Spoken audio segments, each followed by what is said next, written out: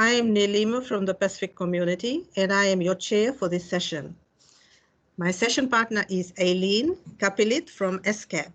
Aileen, would you like to say hello to everyone? Hi, everyone. I'm Aileen, and happy to see a lot of familiar faces in the room. Thank you. Thank you, Aileen. Before we start the meeting, I'd like to take you through the MS Teams icons that are commonly used during meetings. So I'll take you through three of them. The microphone. I kindly request you to please keep your microphone muted at all times unless you have been called upon by me to make any intervention. The next one is raise your hand. If you wish to make a statement or intervention during the meeting, click raise your hand feature and wait until I respond. And the third one is meeting chat. If you have questions or would like to make comments, please send your message in the text box in the meeting chat. This 90-minute session is on methodological approaches to integrated analysis, which will bring to the fore the need for integrated statistics to be based on sound methodologies. The decision on the choice of the methodology to use is often a challenge. This session will hear 6 presenters who will share 6 diverse integration methodologies that one can choose from. Since we are pressed for time, I request all speakers to adhere to the time allocated to them. Presentations will reflect on the features of the statistical measurement framework for SDGs in their countries, and data from different sources being integrated in a coherent and consistent manner to produce statistical products that support integrated analysis of sustainable development issues. With regard to the format of this session, it'll be in 2 parts. The first part will have presenters sharing their thoughts on responding to user demands and balancing investment with demands. 3 presenters followed by a 15-minute question and answer session, a few minutes break, and then another 3 presenters, again followed by a 15-minute question and answer session. The second part will be a panel session. This will be the time for dedicated to lively discussions. With those lines of introduction, we will now get into the presentations. The speakers will take 1 minute to introduce themselves and 7 minutes for the presentation. So, since we are pressed for time, I request all speakers to adhere to the time allocated to them. Ladies and gentlemen, our first speaker is Amalia from Indonesia.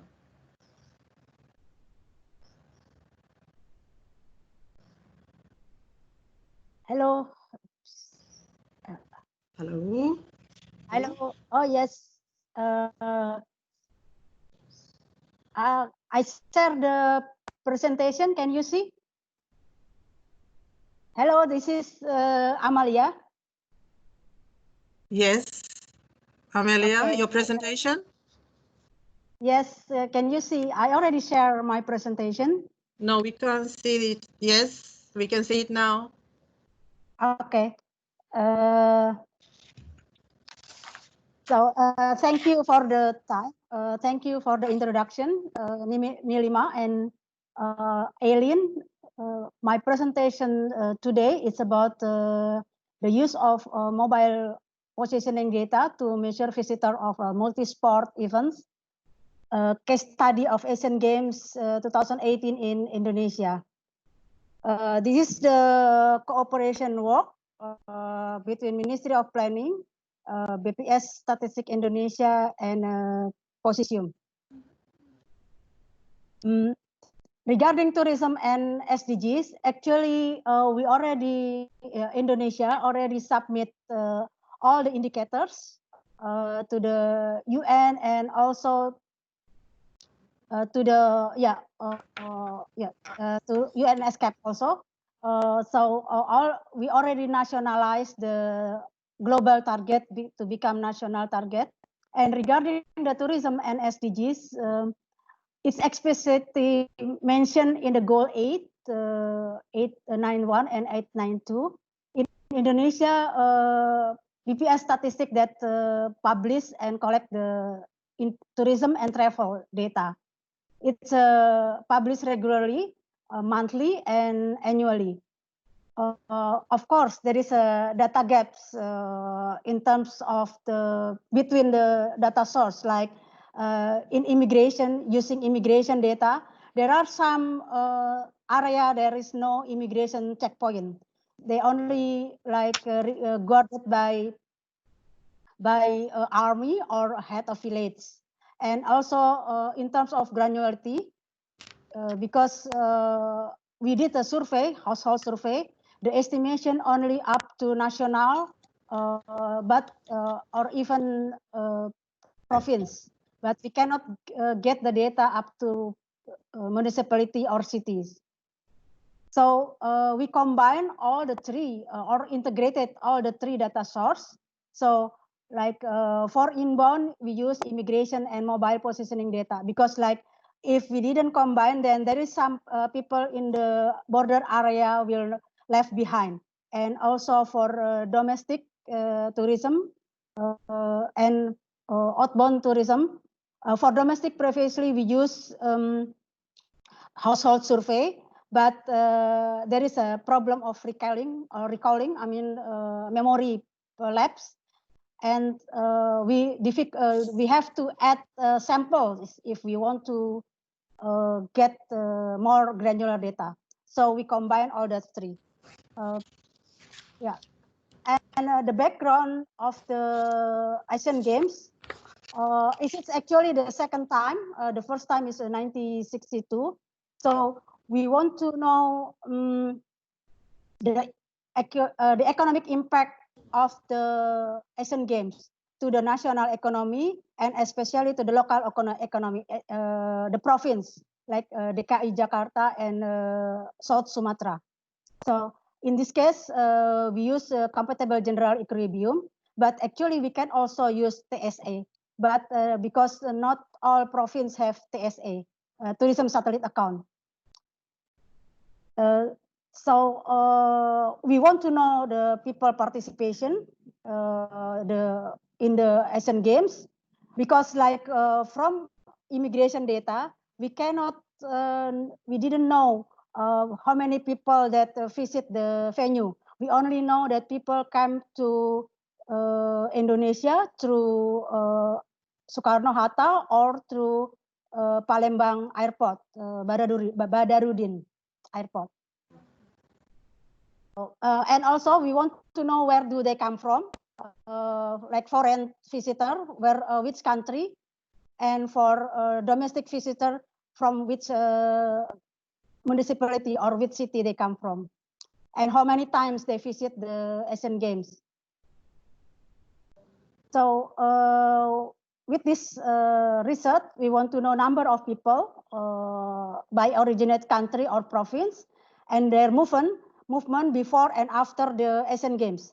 Actually, from ticket, we can get the number, but we didn't know where they go after the Asian Games or before, for the visitors and for the foreign visitor, also from the domestic visitors.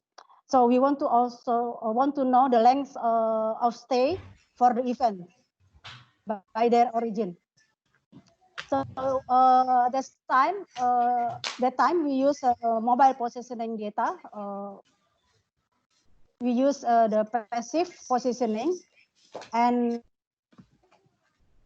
yeah, we use passive positioning data. That's signaling data. Why?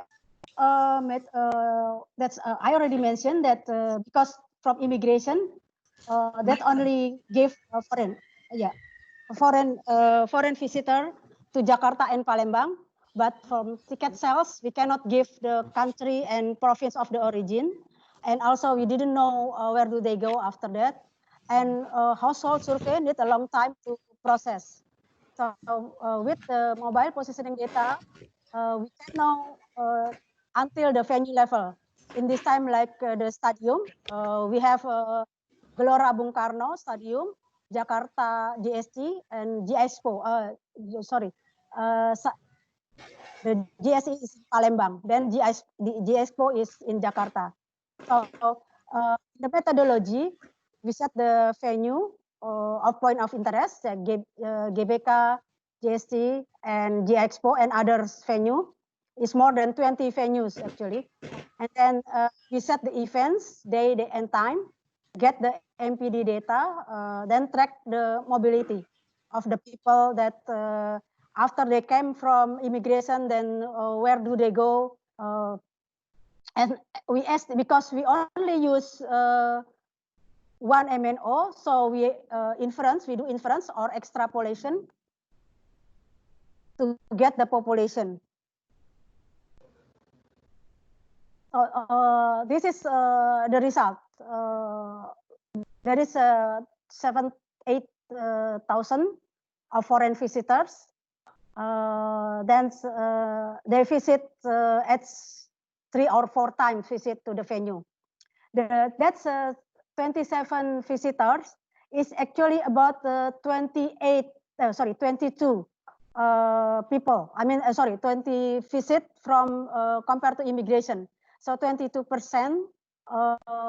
of people that came to Indonesia through Cengkareng and Palembang visit the Asian Games. And from the domestic, it's quite a lot because it's closer. It's about 977 visitor. That's Indonesian visitor. So for a domestic visitor is about 1 to 2 times they visit the venue. Where do they come from? That's a funny thing here, because the top 10 is China, Japan, and Korea. That is the same with the medal. So in the medal collection, China is number 1, Japan is number 2, and Korea is number 3. So that's stuff. And the top 10 number of Indonesian visit, that's from the Jabodetabek. It's a Jakarta greater area. It's including Bogor, Depok, and Jakarta and its suburbs. That's almost more than 1 million. And from West Java, it's about 85. It is their home in West Java. It's about 85,000. And how long did they stay? The length of stay is about, in India is more than 2 weeks, and then Thailand is about 10 days. And the average length of stay. Can I interrupt your presentation? You have crossed your time limit. Can you finish off, please? Okay. Yes, that's it. And then, yeah. So, okay.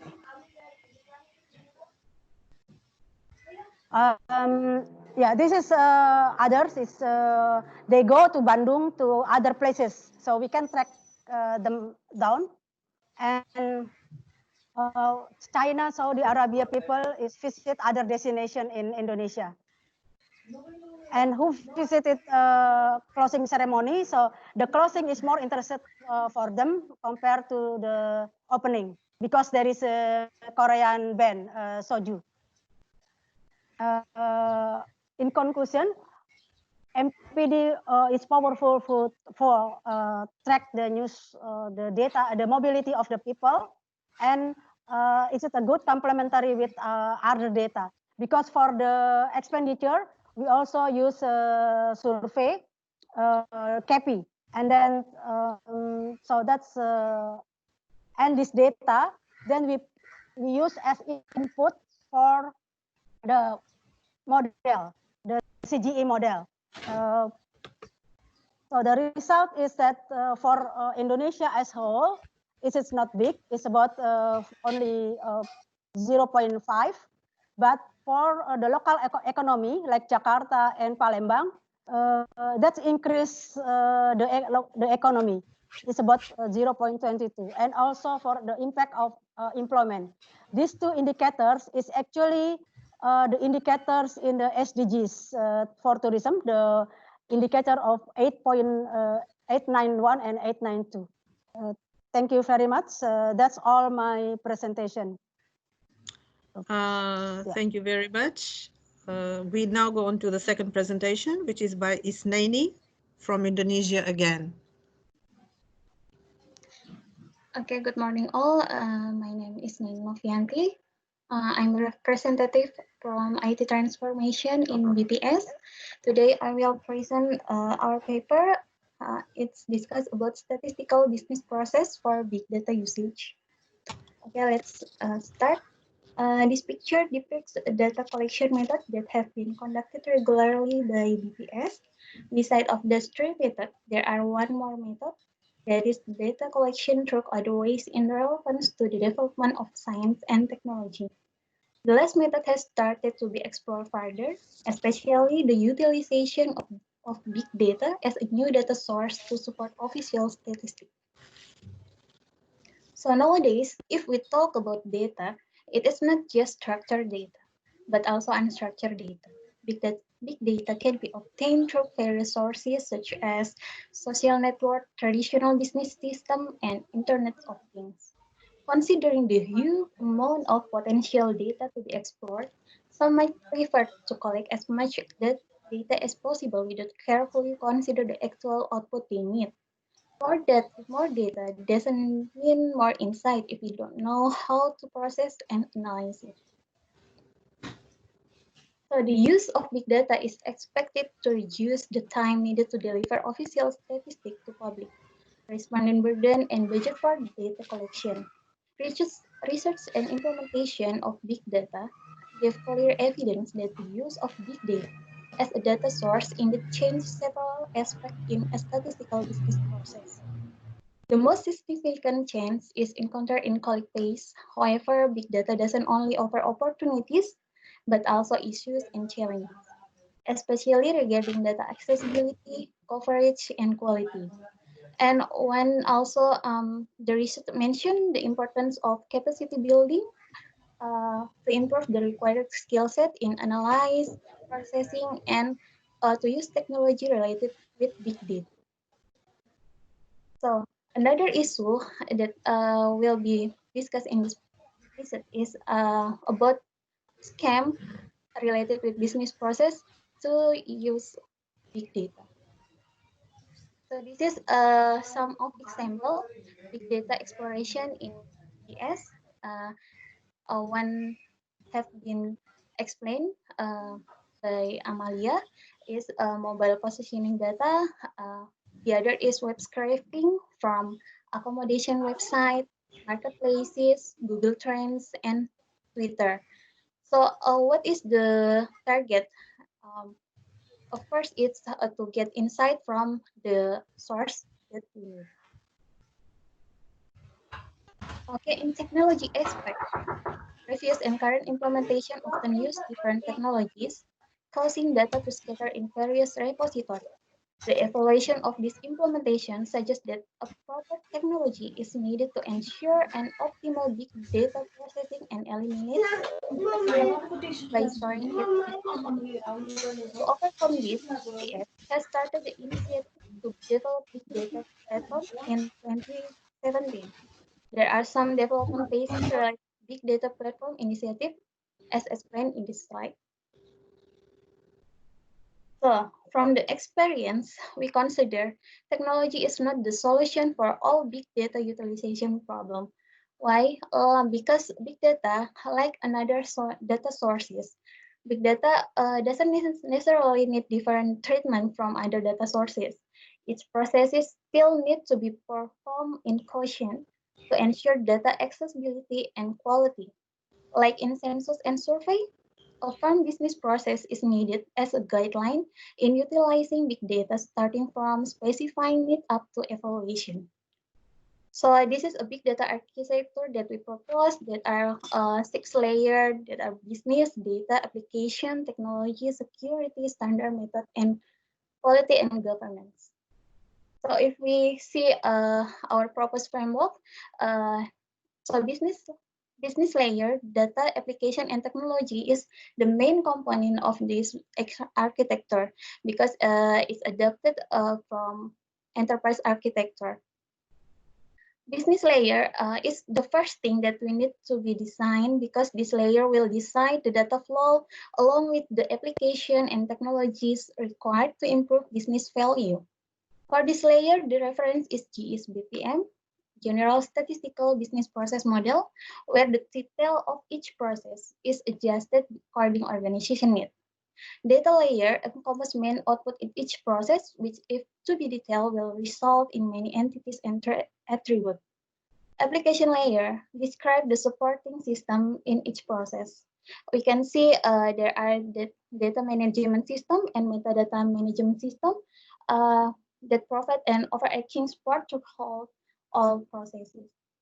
Technology layer will be described the infrastructure in big data ecosystem. And of course, we must decide what role we need to implement all of the framework. And the last is standard method, quality, security, and governance. We need this to ensure all of the process and technology is running well and can meet the requirement. So this is the example of implementation of the framework. We can see in specifying it until evaluate phase, the metadata management system is have important role because it will store the metadata of this process, of all the process, and all the metadata that is stored in metadata management system can be used for the next process, all to the other big data project. So what is our recommendation? From all the solution, the recommendation from us to overcome issue in big data usage is consists of 5 components: is metadata, roles, governance, quality control, and partnership. And all of the components still need IT support. Because with a well-documented metadata, its reusability may be possible. This will help division in BPS to learn and recreate previous big data project, be it in the analysis purpose, rules, and algorithms, collected variable, or even analysis result in evaluation. So the other subject matter area can try to use big data for produce their statistical product. By applying quality indicator from business process and governance, each process and its output quality will be more controlled. And with a clear division of role, it will be easier to identify the required skill set, then form and train a team to meet the requirement. A good partnership between BPS and data provider will assist to access data. The supporting collection system can also help dealing with technical accessibility issues. Governance as guideline consisting of policy and procedure that will implemented throughout the running process. So from the solution, what is our target? Of course, we hope that we can build a data lake where other parties can get the data easily in secure manner with a clear metadata. So all subject matter can collaborate in using big data sources. Finally, it can support official statistics. In the end, applying the right governance should be utmost concern to ensure the collected data won't turn into data swamp. I think it's enough for my presentation. Thank you for your kind attention. Thank you very much, Isnaini. Okay. Good morning, everybody. My name is Ira, and I work at the Statistical Center of Iran. The purpose of my presentation is to introduce our study about the cost of nutrition food in Iran. To start with, I introduce my topic, then I mention the methodology that we use in this study. After that, I'll consider the result. Finally, I summarize my presentation followed by some recommendation. Since food security and nutrition are the essential dimension of the sustainable development goals, this paper aims to measure reliable index to monitor and their nutrition among Iranian households. Despite the long history of conducting the consumer price index and the household income and expenditure surveys at the Statistical Center of Iran, yet no attempt has been made to extract health-related indicators from these surveys. So what is our research question?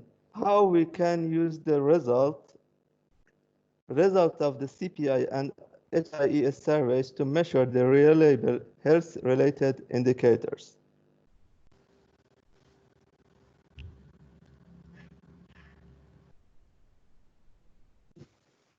In order to calculate the cost of recommended diet, we have used desirable food basket for Iranian society, which is published by the Ministry of Health of Iran.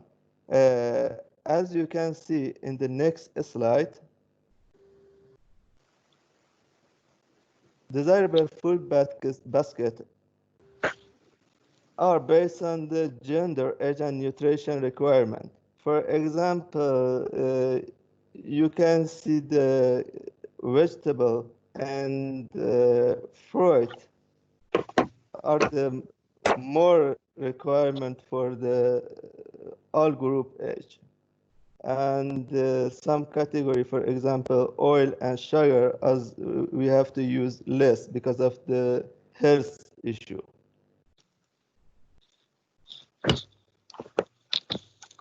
And you can also see in this picture. Second methodology is calculating the nutrition price index by reaggregation CPI price data.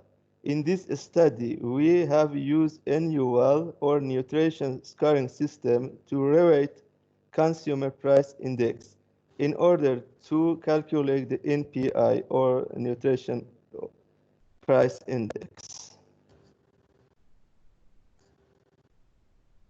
In this panel, you can compare the expenditure rate for urban and rural household versus annual weight.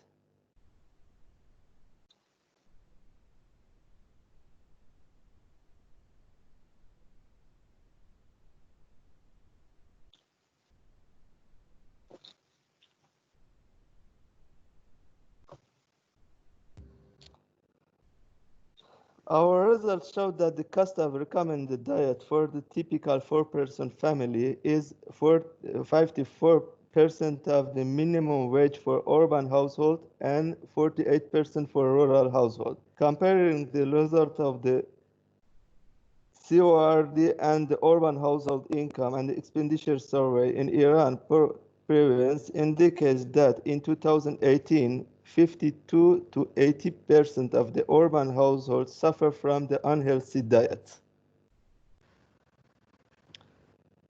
This panel shows the percentage of households with the food expense falling below cost of recommended diet. The result indicates that the families living in the capital and several major cities are in better condition.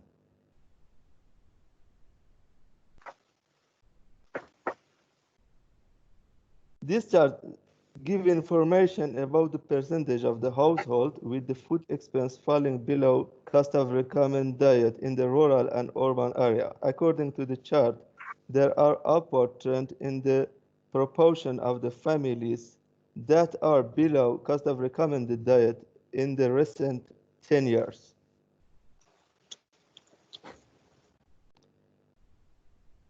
This line chart indicates the change in the food CPI and NPI between 2012 and 2019. In 2 recent years, nutrition price index is higher than food CPI in the rural area, unlike urban area.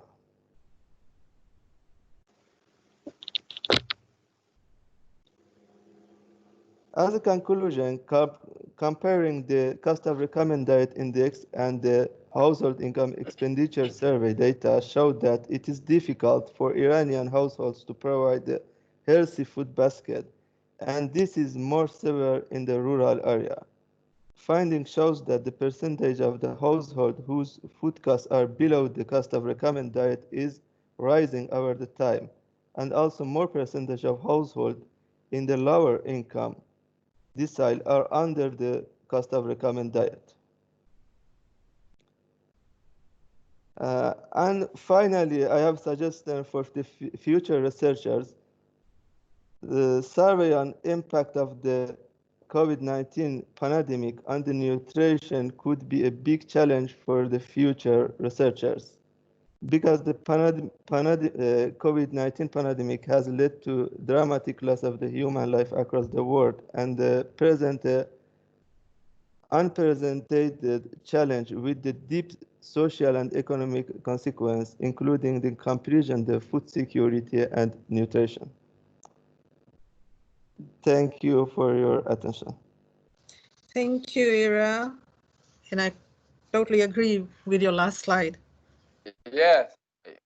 I will now open the floor for discussions. If anyone has any questions, can you please raise your hand or put a comment in the chat box? We'll take your questions now. Questions on the 3 presentations that have just finished. Aileen, ask a question.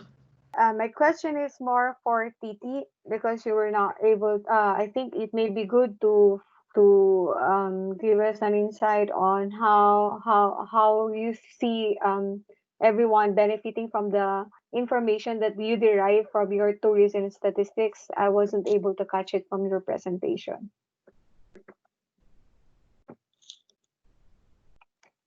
Sorry, I don't understand. Oh, you mean for tourism regarding the Asian Games, or just just tourism? Because like at first I mean, we thought. Yes, go ahead. Yes, go ahead. Okay. Yeah. Yeah. I hope my answer could could answer your question. Yeah.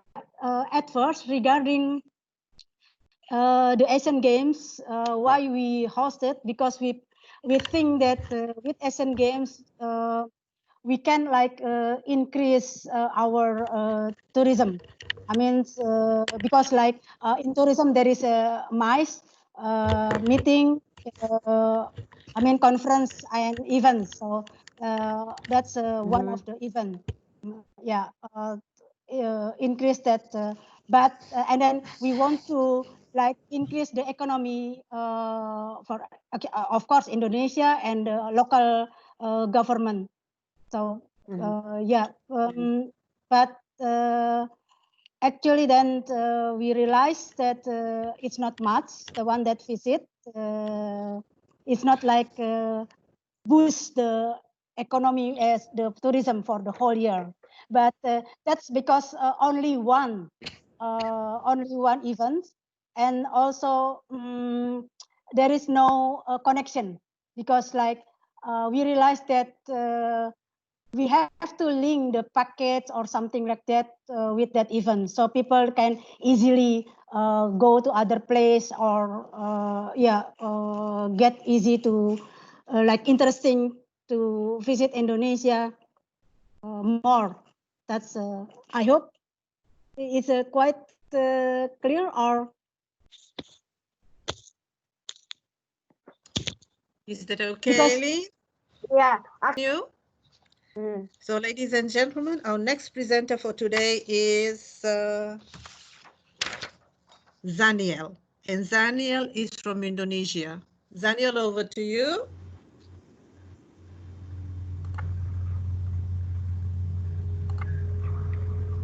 Okay. Can you see my presentation already? Yes, we can. All right. Good afternoon to all participants of 2020 Asia Pacific Statistic Week all around the world. Glad to be here with you virtually, as I have the opportunity to share and contribute some ideas in this event. Before I start, let me introduce myself first. My name is Danielle Firdaus. I am from BPS Statistics Indonesia. Today, I would like to present my paper entitled Environmentally Extended Input-Output Tables, Integrated Analysis for Low Carbon Development in Indonesia. Okay, let's get started. Following Paris Agreement in December 2015, the government of Indonesia has declared climate target of 29% less emissions in 2030 as the intended nationally determined contributions, while also trying to reach 5.7% of economic growth at the same time. Therefore, the government decided to integrate climate action into the country's national development plan, which aims to incorporate greenhouse gas emission reduction targets into the low carbon development policies. Low carbon development is a paradigm of forward-looking economic development that encompasses low emission and climate resilient economic growth. The process of formulating the low carbon development policies requires an integrated framework combining various data and information on the economy as well as on the environment. One of the statistical tools that could be used is environmentally extended input-output tables, which is a standard economic input-output table extended to environmental flows. Basically, the EEIOT is constructed from monetary input-output tables and environmental accounts with the same reference period and the same classifications. In this paper, we used air emission accounts to provide the carbon dioxide emissions generated by economic sectors as an extended environmental information from input-output tables. Air emission accounts record the flows of gaseous and particulate materials from the economy into the environment, which come from full combustion activities and non-combustion activities. The information of emission resulted from full combustion activities is estimated using energy flow counts. Meanwhile, the information from non-combustion activities is obtained from National Greenhouse Gas Inventory. This paper used the most recent input-output tables published by BPS Statistics Indonesia. The energy flow counts is compiled based on energy balance from International Energy Agency, and the National Greenhouse Gas Inventory is obtained from Ministry of Environment and Forestry. After constructing the EEIOT, we used two analysis techniques to understand the interconnection between economic sectors and the environment to support the low carbon development policy making. These two analyses are multiplier analysis and linkage analysis. The multiplier analysis was undertaken to describe the effects of a unit increase in final demand to the increase in economic output. Furthermore, the increase in economic output also could lead to the increase in income, employment, and also emission. In this paper, we just focus on the effect both to output and to carbon dioxide emission. Linkage analysis consists of two forms of linkage, forward linkage and backward linkage. Forward linkage indicates the interconnection of a particular industry to other industries to which it sells its output. At the picture, we could see that the output of Sector 1 was sold to Sector 2. Sector 2 used the output of Sector 1 to produce another product. That product then was sold to Sector 3. Meanwhile, the backward linkage indicates the interconnection of a particular industry to other industries from which it purchases inputs. Again, by looking at the picture, we could see that Sector 3 was used the output of Sector 2 as an input to its production process. Then Sector 2 also needed to purchase the output of Sector 1 so that Sector 2 could produce its products. The backward linkage was calculated from the Leontief inverse matrix. That is the inverse of input coefficient matrix subtracted from the identity matrix. Meanwhile, the forward linkage was calculated from the Gauss inverse matrix, which is the inverse of output coefficient matrix subtracted from the identity matrix. The result of backward linkage and forward linkage was normalized respectively in order to identify the key economic sectors in Indonesia. The key economic sectors are the sectors that with the value of both normalized backward linkage and normalized forward linkage more than 1. This is the result of the linkage analysis. We could divide all economic sectors into 4 quadrants based on the value of normalized backward linkage and normalized forward linkage. The cutoff point to divide quadrant is 1. From this graph, we were able to identify 7 key economic sectors in Indonesia. The 7 key economic sectors in Indonesia is as follows: electricity and gas supply, manufacture of rubber and plastic products, manufacture of paper and paper products, manufacture of other non-metallic mineral products, other manufacturing, repair and installation of machinery equipment, and manufacture of wood and of products of wood and cork, except furniture. After that, we could observe the output multiplier and carbon dioxide multiplier for each key economic sector. The key economic sector tend to have relatively higher output multiplier. Therefore, the increase in final demand of the sectors would create more additional output than the other sectors. However, the carbon dioxide emission multiplier was quite different for each other. So, which sector is better? Let's compare two sectors among them, electricity and gas supply and manufacture of rubber and plastic products. If we increase the same amount of final demand to these two sectors, both sectors would increase the overall economic output around 2 until 2.5 times, where electricity and gas supply had higher output multiplier. However, manufacture of rubber and plastic products would just increase carbon dioxide emission by 0.05 tons, much smaller than additional carbon dioxide emission generated from electricity and gas supply. Therefore, from low carbon development point of view, the manufacture of rubber and plastics products is better. In conclusion, the EEIoT provides an integrated framework to analyze the interconnection between economic sectors and environmental flows. It enables the policymakers to consider the trade-offs between economic growth and environmental degradation in order to achieve the low carbon development. However, there are many aspects on environmental degradation that needed to take into account. This paper has only included information on carbon dioxide emissions as the additional environmental flows within the EEIoT framework. There are still other environmental flows such as energy use, water emission, waste generation, and other greenhouse gas emission. Furthermore, it is recommended to compile physical flow accounts for those environmental flows using the System of Environmental Economic Accounting Framework, which is in line with SNA, so that information on environmental flows would be already hit the same concepts, definitions, coverage, and classifications with standard tables to construct more comprehensive EEIoT. All right, that's all my presentation for today. I hope you enjoy it and could benefit from it. Thank you for your attention. Thank you, Daniel, for the for discussion. So your questions, but what I'll do is I'll kickstart. So my question is to Daniel, and it is: do you know if the government of Indonesia has used the EEIoT framework in the formulation of low carbon development policies? Daniel. Yeah. Yes. As far as I know, the government of Indonesia, in Ministry of Planning, Bappenas, is trying to use the EEIoT framework in formulating the low carbon development policies in for regional planning. This EEIoT is used as they built a system based on the EEIoT, and it integrates the information from input-output tables and also from three sectors.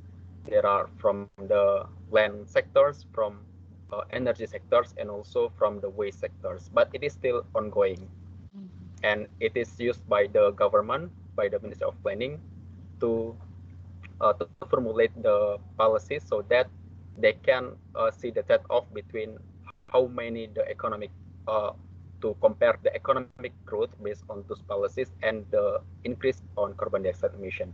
So it is still ongoing process. Thank you very much. And that's a